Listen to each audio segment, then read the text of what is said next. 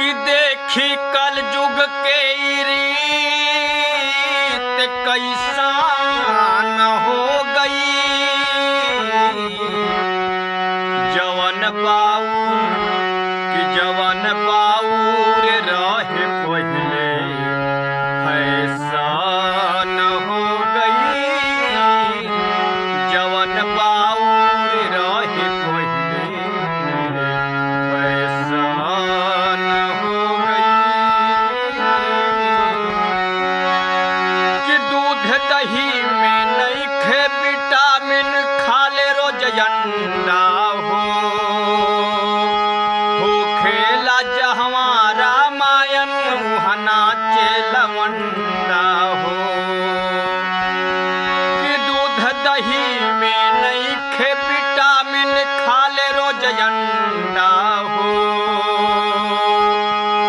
खेला जहवा रामायण उहना लवंडा हो।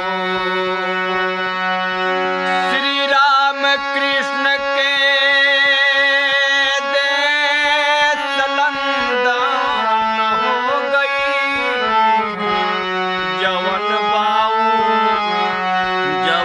बाउर रहे पहले फैशन हो गई। जवन बाउर रहे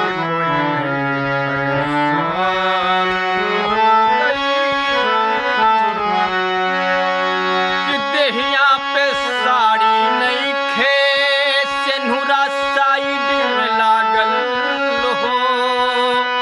घूमेली बबुनी मार्केट में पेनी जींस फाटल हो। कि देहिया पे साड़ी